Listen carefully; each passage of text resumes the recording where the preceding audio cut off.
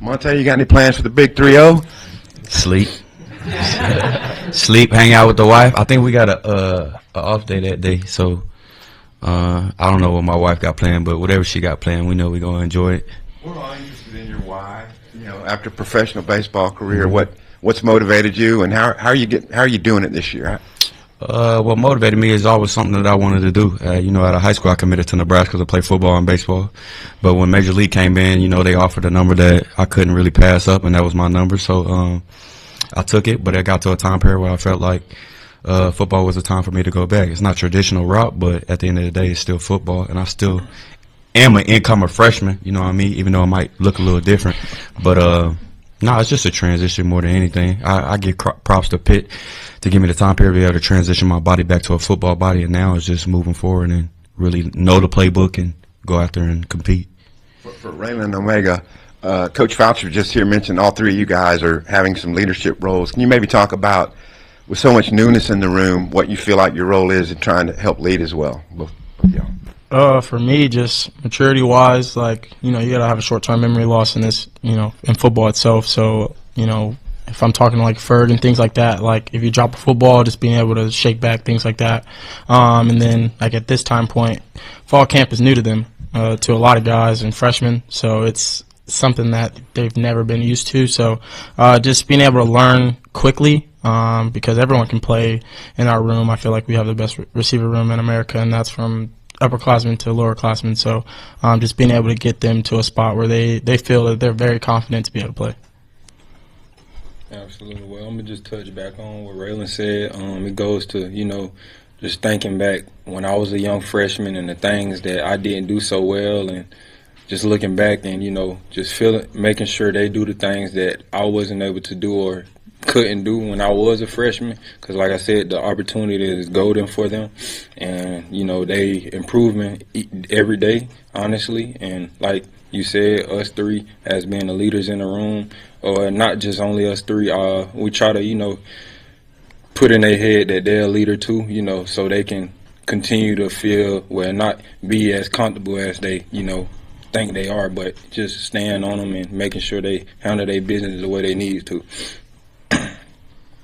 Omega and Raylen, you guys are, I know, Omega, you had a couple seasons at South Carolina, but making this jump now from your previous school to the SEC, what's kind of been the biggest level of adjustment? What have you two been really focused on trying to work on here before the season gets going? I belong here, honestly. This is where I always wanted to play at. I'm going to go out there this year and do the same thing I did last year and be even better. And, it's a lot of bad out there I did, and it's a lot of good, but, just put that together and make it happen. So that's really it.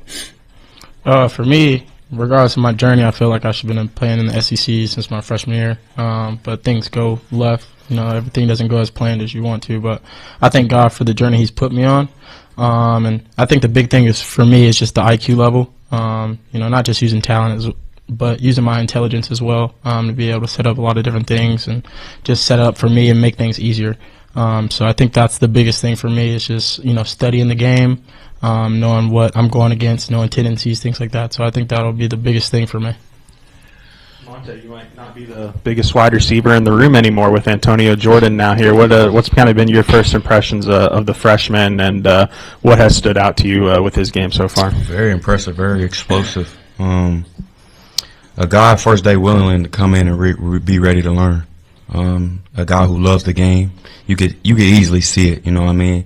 Even I remember one time we was running routes and it was all kind of like older dudes, and like he had class or something like that. Like he ran in, was just in normal clothes and decided to hop in the drill. That tells you a lot about a guy. But these first couple of days has been kind of impressed with just the plays he's been making and just the role he's coming into. I know he's still a freshman, but there's growth. But he's advanced for sure, and I got high hopes for him, and I got high praise for him for sure.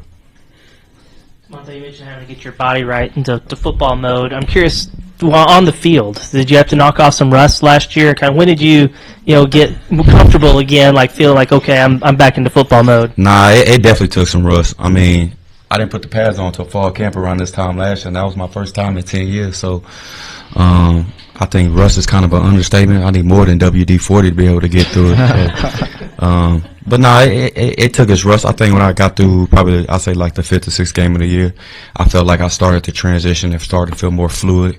And then once I got into spring, the exact same thing happened. And then my main emphasis after that was really in the summer was like how much can I compete with myself every single day. I don't challenge guys in the room to be able to compete with each other, even though we do compete with each other, but how can I look myself in the mirror every single day and compete with myself? That's the only person that really matters. Raylen, you mentioned using your IQ. You've got experience in Coach Petrino's system. How much does that help, and does it feel like you've kind of picked up right where you left off previously? I think it helped me tremendously in the spring, just being able to come in and play fast. Just as a receiver, when you don't really know the playbook, it's really hard to just be yourself. So that was the good thing. But, being able to teach the others, just because it was his first year last year, some guys were still learning. So I was able to come in and being able to help those guys as well, and just being able to, give them some tips and things like that, just things I've learned, and just the way he wants it. He's a perfectionist, so he wants it just as detailed as he wants it. So, you got to go his way and his way only.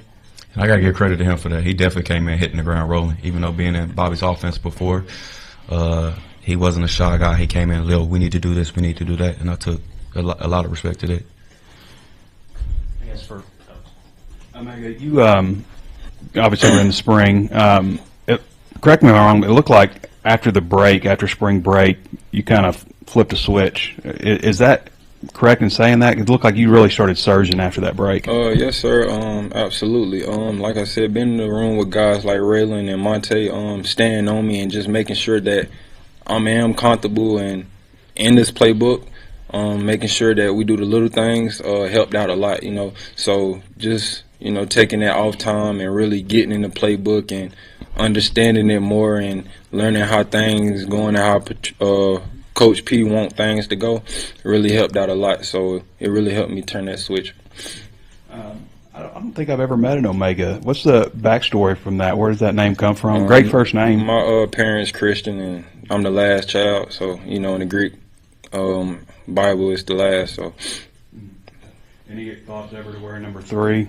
Maybe a missed opportunity for NIL. Not really, man. Not really. I guess for any of you guys, Coach Fouch was talking about how the group was coming together after CC was out. I guess just how tough was that, and how are the ways in which the group came together? I think the biggest thing is we found a way to get him out of like a rut. I think that was the biggest thing for us, and he's helped us tremendously. And it's a hard loss, but you can see his excitement back. He's a very happy guy. He's a very enthusiastic guy. So to have him just on the sideline, having his tips as well, being a help is tremendous. But this room is the closest room I've ever been with.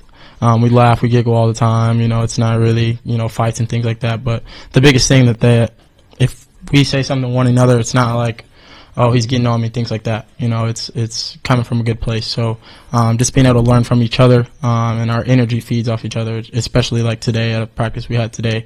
Just being able to feed off each other has been big. And then, Monte, for you, Coach Fouch was saying that he can almost trust you, almost like an assistant coach, to kind of deliver instructions or maybe hype the guys up. I don't know. Can you just expand on that a little bit? What's that like in practice? I just try to be myself more than anything. Everybody want to be called a leader, but you got to be able to show up. I think they'll be able to answer that more just coming from a receptive perspective, but I just try to put the action out there. If a guy's going to be able to follow you, he got to be able to trust that you doing it. A lot of words don't really don't mean nothing. Actions speak 1,000 words. So you can tell by receptive they are, maybe just from baseball, but also being a little bit older. But you got to realize that I just don't hop on the field and I just earn respect. I got to go out there and still play football. I got to earn their respect too, and that's what I look for day in and day out. And Omega, for you, how do you think that your connection with Talon has just progressed? Just staying out to practice, running routes for him and getting the timing down and just talking to him, and also meeting with him after some practicing and watching a little bit of film and just talking with him, man, and being open and just being around him. So it helped out a lot. Omega, this being your third school now, how would you compare learning Petrino's offense and playbook maybe to other offenses you've been a part of? Is it more difficult? Honestly, no, because, everybody in this conference run the same thing. They just use different terminology. So it wasn't hard. I just had to get used to the terminology that is used here and put it together. But it's still connected. How long do you think it took you to kind of feel comfortable in it? Honestly, I